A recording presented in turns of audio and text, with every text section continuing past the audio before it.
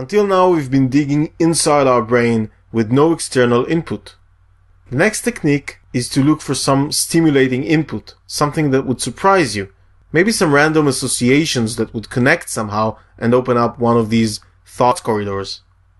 Before there was Google, I had a habit of looking around the room or out of the window whenever I was trying to find something that would break my pattern.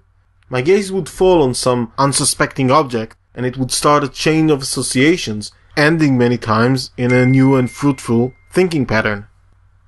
For example, I would be sketching ideas for a spaceship, say, and as soon as I was out of ideas, I would just look around, and something in the room would give me an idea for a shape that was outside my pattern.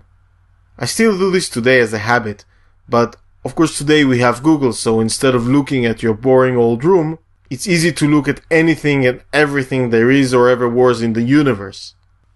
Talk about infinite possibilities, right? But you see the problem here, right?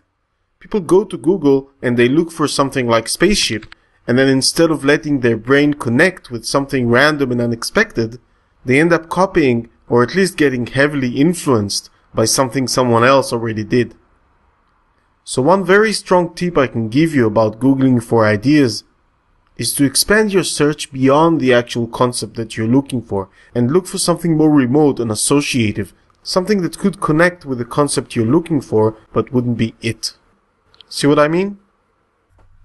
So for example, say you're developing a character who is a WWF wrestler, and you're looking for ideas about who this guy is, his everyday habits, and so forth. So you could of course Google stuff about wrestlers, but how about getting more creative and Googling something which is more associative? For example, I associate big WWF wrestlers to gorillas. So how about Googling what gorillas do every day? This could open up some pretty unexpected thinking corridors. Just to show you how this might work, for this example I found that gorillas make a nest for themselves every night.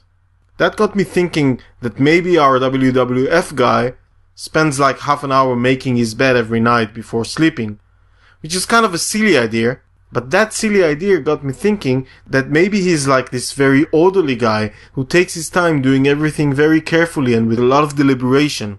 And that's actually not a silly idea, that's an interesting personality trait which opens a fascinating corridor of interesting thoughts, for me at least. And also it gives you a nice example of how a silly idea can turn into something less silly.